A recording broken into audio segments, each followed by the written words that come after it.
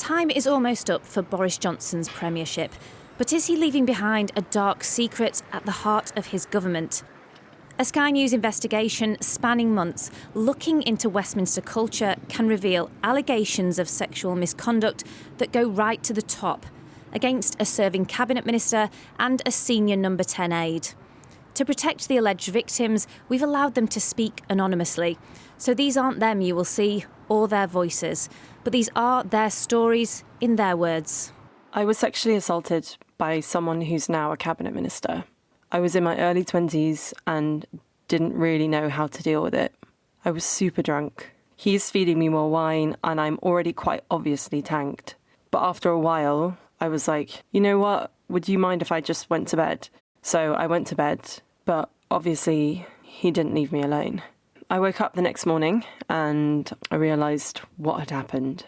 I reported it to an MP I worked for a couple of years later, and I did go to the police years later as well and had a very brief chat with them and decided not to proceed with a formal complaint because they couldn't give me any reassurances until I made a formal statement. I was too scared to kickstart that process and risk it spiralling out of control.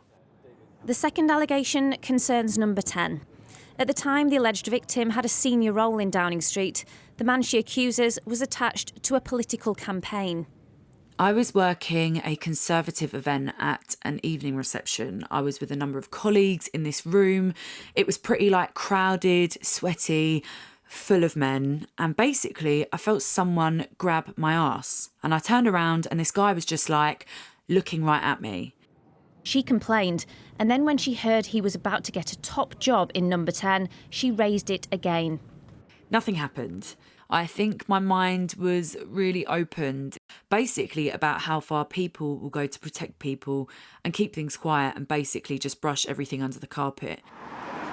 When his boss, a close aide to Boris Johnson, was made aware of the allegation, she claims he dismissed it. Others have confirmed this. I was told that the guy who hired him said, "Oh, he's a good-looking man. He wouldn't do that. He has women throwing themselves at him." He said that to a few people. In relation to the first allegation, a government spokesperson said, "We take allegations of misconduct extremely seriously, and there are robust procedures in place to raise concerns. All ministerial appointments also follow established processes." In relation to the second allegation, a government spokesperson said all prospective government employees are subject to necessary checks and vetting. We do not comment on individuals. A Conservative spokesperson said there is an established code of conduct and complaints procedure where people can report complaints in confidence. We take any complaint seriously.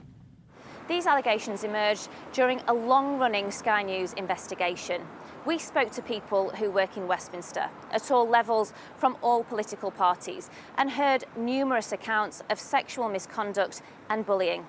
There was a fear among some that speaking out could end their career.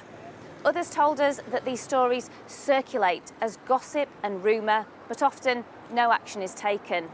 What we found was that despite many attempts over the years to change it, there is still a toxic culture here that goes to the very highest levels of British politics. Are you doing anything to deal with your party's toxic culture, Prime Minister? Boris Johnson's premiership was marred by a series of sexual misconduct scandals, including the one that eventually brought him down. The resignation of his Deputy Chief Whip, Chris Pincher, amid allegations of groping two men at a Conservative private members' club. Mr Pincher, what exactly happened in the Carlton Club? But it wasn't just the allegations, it was the question of who knew what and when.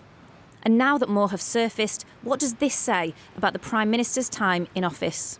Do you have any regret at all over how you've dealt with the sexual allegations of misconduct? Look, I think all those all those things have to be handled carefully and sensibly, and we have processes for dealing with them. A shadow hangs over Westminster, but change is coming. It will be for the next Prime Minister to say how they will get culture here under control for good. Liz Bates, Sky News.